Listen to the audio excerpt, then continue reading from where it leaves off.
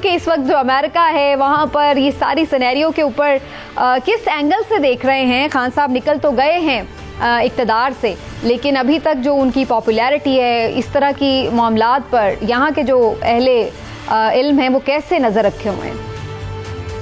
बिस्मिल्लाहिर्रहमानिर्रहीम। सबीना, अल्लाह का शुक्र है। सबसे पहले तो बात यह है कि मैं कोई जो है ना किसी मुश्किल में या किसी मिशन पे नहीं आया। सिर्फ मकसद तो ये था कि दोस्तों से मिला जाए, कुछ थोड़ा सा ब्रेक ली जाए, लेकिन प्रोग्राम भी ज़रूरी है, इसलिए यहीं से शामिल गुफ्तगू हो गया हूँ। गुजारिश सिर्फ इतनी है कि इमरान खान साहब का जो ये एग्रेसिव अंदाज है वो शुरू से ही एग्रेसिव हैं। कभी कोई समझाता है तो थोड़ी देर के लिए वो अपना गुस्सा, अपना जज्बा, अपना वलवला दबाने की कोशिश करते हैं, लेकिन इन बिल्ट ये उनका प्रॉब्लम के, खूबी के, खामी के, जो भी आप इसको रंग दें, नाम दें, लेकिन ये इन बिल्ट उनके साथ है। फास्ट बॉलर थे, उस वक्त भी एग्रेसिव थे, कप्तानी की उसमें भी एग्रेसिव थे, और एक उनकी शख्सियत का खासा है कि वो कभी किसी की मानते नहीं हैं। जब कप्तान भी थे तो सिलेक्शन कमेटी सिर्फ नाम की होती थी, टीम वो खुद ही सिलेक्ट करते थे। उसके बाद सियासत में आए तो वो भी वही जारखाना अंदाज अपनाया, और वो इसको अपना प्लस पॉइंट समझते हैं, तो बिल्कुल उनका ये प्लस पॉइंट ही होगा। लेकिन आपने जो इंट्रो में बातें की हैं बड़ी अहम हैं कि वो अगर 4 लोगों का नाम लेते हैं तो आपको याद होगा मोहतरमा बेनज़ीर भुट्टो शहीद ने अपनी वसीयत भी लिखी थी, और उन्होंने 4 लोगों का जिक्र भी किया था कि अगर उनकी जान को कुछ हुआ तो उसके ज़िम्मेदार वो 4 लोग होंगे, जिसमें उन्होंने जनरल मुशर्रफ का, मौजूदा वज़ीर आला पंजाब चौधरी परवेज़ इलाही साहब का, उस वक्त के वज़ीर दाखिला और मौजूदा उस वक्त के जो रिटायर्ड थे जनरल हमीद गुल साहब, और साबिक वो जो DGISI, उनका नाम लिया। और फिर इमरान खान के आजकल के जो बड़े करीबी साथी हैं ब्रिगेडियर इजाज शाह साहब, ये 4 नाम उन्होंने लिए थे। इमरान खान साहब वैसे तो बड़े बहादुर बनते हैं, लेकिन नाम नहीं लेते। इमरान साहब की तरफ दोबारा भी जाते, लेकिन हिलाली साहब पहले आपका, मैं इस पर वीडियो वाले मामले पर मैं बाद में आऊँगी, लेकिन पहले मैं आपका ओवरऑल इस पर ज़रूर कमेंट लेना चाहूँगी कि इमरान खान साहब जो थोड़े से सैलाब के मामला बिजी होकर अब वापस आए हैं तो एग्रेसिव भी नज़र आ रहे हैं, वहीं से उन्होंने दोबारा अपना स्ट्रैटेजी को कंटिन्यू किया है। तो आप समझ रहे हैं कि उनकी स्ट्रैटेजी वही रहेगी, या फिर थोड़ा सा अब चाह रहे हैं वो कि कोर्ट के साथ मामला प्यार मोहब्बत से ही तय हो जाए, मजीद कोई वो महाज नहीं खोलना चाहते? ये दोनों चीज़ों जो आपने जिक्र किया है ये म्यूचुअली एक्सक्लूसिव नहीं है। टैक्टिक, एक्सीलेंट टैक्टिक्स के ऑपोजिशन पे प्रेशर रखो भाई। पूरी दुनिया समझती है उन पे प्रेशर है, हर इदारा गवर्नमेंट का, और गवर्नमेंट खुद उनके पीछे लगी हुई है। हर किस्म की टैक्टिक्स उन्होंने कोशिश कर ली है, every dirty trick in the book उन्होंने कोशिश कर ली है, मगर ये बाज नहीं आता है। ये खड़ा हुआ है और ये कह रहा है कि मैं तुम्हारे पे अभी प्रेशर ला रहा हूं, और देखिए कितना प्रेशर बिल्डअप हो रहा है। मैं तो डर गया हूं उनकी फ्राइटनिंग वो फॉलोइंग देख के। आप देख सक रहे हैं मीटिंग पे ऐसा तो कभी पाकिस्तान की तारीख में हुआ ही नहीं है। तो मैं समझता हूं टैक्टिक्स उनके एक्सीलेंट है। क्या करते? वो बैठ जाते, चुप करते। अगर वो चुप करते तो खत्म हो जाते।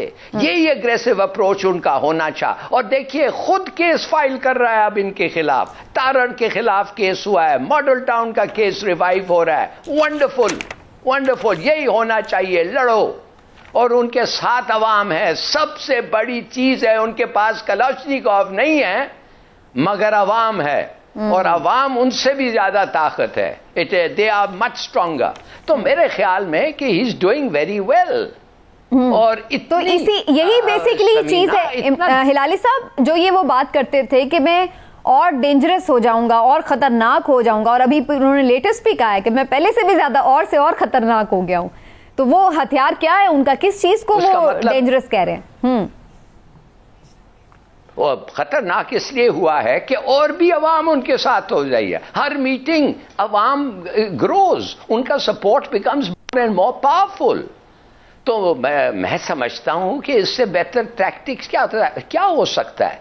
और देखिए ऐसे पॉपुलैरिटी से बहुत सारे मैसेजेस जाते हैं समीना, पूरी दुनिया को जाते हैं मैसेजेस।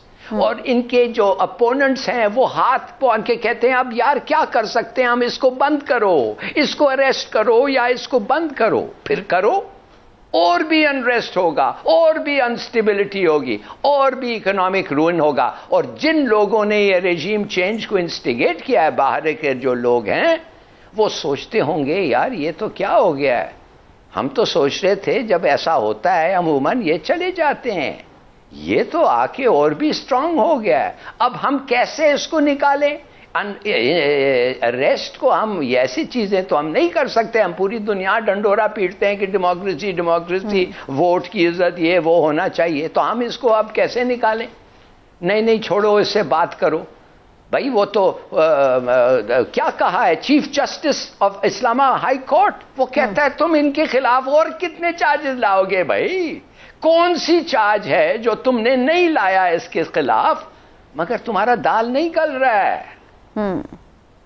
ठीक, सोचिए ये हफ्ता is been a great week for Imran Khan. All right Imran साहब, वीडियो वाले मामले पे मैं भी आगे चल के तफसील में भी बात करूंगी, लेकिन मैं पहले थोड़ा सा इमरान खान साहब की स्ट्रेटेजी पे चूंकि बात करी हूं तो मैं आपका इस पे जरूर कमेंट लेना चाहूंगी। जो ये बात कर रहे थे, पहले भी उन्होंने जब वो वजीर आजम थे तब भी कहा था कि अगर मैं इक्तदार से निकला तो बड़ा खतरनाक हो जाऊंगा। अभी रिसेंट भी उन्होंने ये कहा कि अब तो मैं और खतरनाक हो गया हूँ। तो आप इसकी मुराद क्या लेते हैं, वो किस सेंस में खतरनाक हो गए हैं? देखिए, गुजारिश ये है कि अगर आप इसका जायजा लेना कि इस वक्त वो किसके लिए खतरनाक हो सकते हैं, तो हुकूमत में इस वक्त जो लोग हैं, शहबाज शरीफ अगर वजीर आजम हैं तो उनको देखें कि वो तो खुद ही एक बड़ी कमजोर विकेट पे हैं। और उसके अलावा एक और चीज जो देखने वाली है वो ये है कि इस वक्त वो सैलाब के जो मुतासरीन है उसमें फंसे हुए हैं, महंगाई में फंसे हुए हैं, ऐसी चीजें हैं, तो इसलिए उनके लिए तो ये मजीद खतरनाक हो नहीं सकते।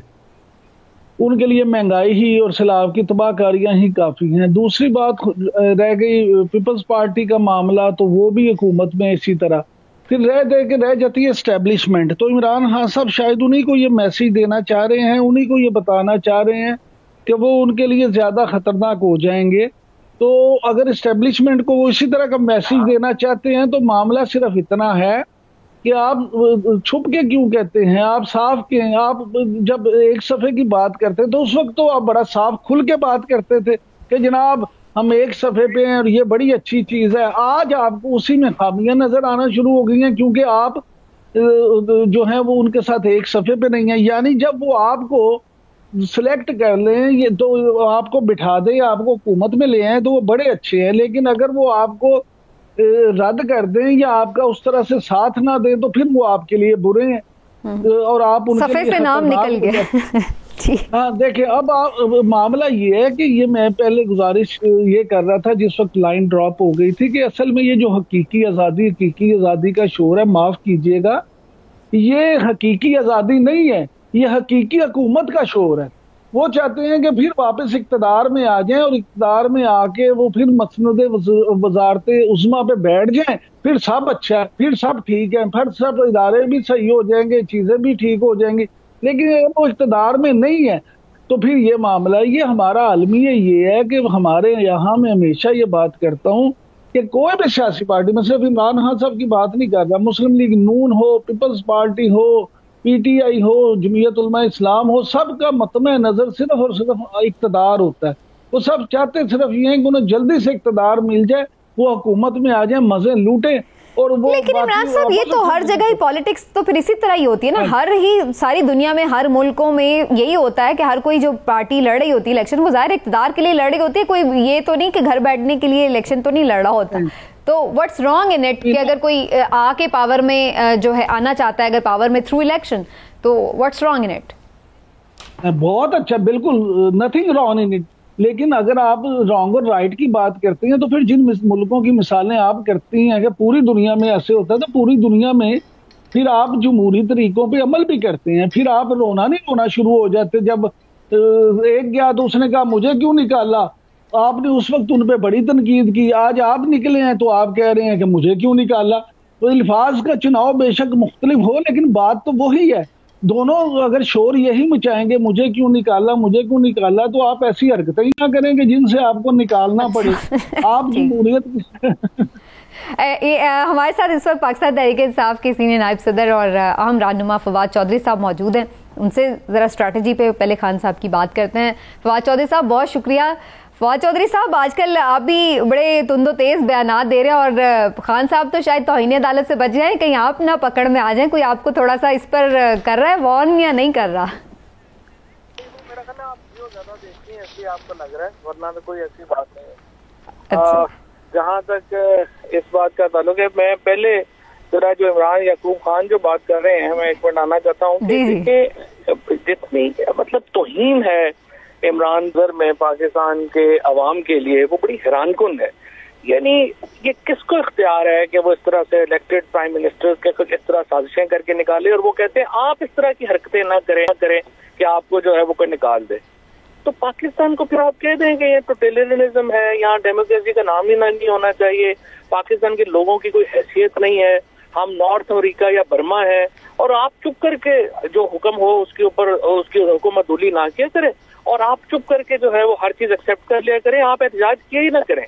मुझे आप बताइए, जहाँ पे तो हमारे मेन स्ट्रीम एंकर हैं, अगर उनकी सोच पाकिस्तान के अवाम के बारे में इतनी कंटेम्प्चुअस हो, इतनी तौहीन आमेज हो, उसको अब क्या हो जमहूरियत के लिए वहाँ पे क्या जो है वो बात कर सकते हैं, या वहाँ पे क्या होगी। जो इमरान खान की इस वक्त का बयानिया है या नैरेटिव है, वो क्या है? वो कहते हैं कि पाकिस्तान के अंदर हुकूमत बनाने का इख्तियार सिर्फ पाकिस्तान के लोगों को है। पाकिस्तान के अंदर बाहर की किसी मुल्क की जो हुकूमत है या एजेंसी है, उसको हक हासिल नहीं है कि वो पाकिस्तान में गए कि फलाना वज़ीर-ए-आज़म होगा तो हम आपसे ताल्लुकात बनाएंगे, फलाना नहीं होगा तो हम आपसे ताल्लुकात नहीं बनाएंगे और हम आपको अकेला कर देंगे। ये कभी भी इस मुल्क में ये जो सॉवरेनिटी का जो बुनियादी असूल है वो इसके ऊपर बुनियाद रखता है। और अगर आज इमरान खान की इस तहरीक को पाकिस्तान के करोड़ों लोग जो है वो उसको इंडोर्स कर रहे हैं, उनके साथ चल रहे हैं, तो ये पाकिस्तान के अवाम के शऊर की गवाही है, पाकिस्तान के मुस्तकबिल की गवाही है, और यही वो एहतजाज है जो पाकिस्तान को दुनिया में एक इज्जतदार मुल्क बनाता है। ना कि ये कहेंगे जी चुप करके बैठ जाएं जी, ऐसी बात ही ना कहें कि जी आपको कोई कुछ कहे। ये पहली बात तो ये थी। आप दूसरी बात की तरफ आ जाइए, जो आपने कहा तौहीन अदालत। देखिए, पहली बात तो ये है कि ये जो कैंपेन्स हो रही हैं जजेस के खिलाफ, अतर मिनल्लाह के खिलाफ, जाहिर है इसमें जियो के लोग मुलव्वस हैं, और अब तो बिल्कुल वो बात जाहिर है, अगर अदालत इनको नोटिस दे और इन लोगों को बुलाए और इनके साथ इन्वेस्टिगेट करे, इंक्वायरी करे, उनके सामने आ जाएगी सारी बातें जो उनके बात सामने हैं। जो राय है, अगर अदालत की तारीख के ऊपर बात करना तौहीन अदालत है, नहीं। उनके फैसलों पर बात करना तौहीन अदालत है, नहीं। उनके जो पाकिस्तान को उनके फैसलों से जो नुकसान पहुंचा है उसका जिक्र करना तौहीन अदालत है, बिल्कुल भी नहीं। क्योंकि ये जो बातें हैं ये बुनियादी बातें हैं पाकिस्तान की डेमोक्रेसी की, पाकिस्तान की में राय आज़ादाना राय की, और ये सिलसिला जो है तनकीद जो है उसको वेलकम करना चाहिए, हर्जा रसाई के खिलाफ कार्रवाई।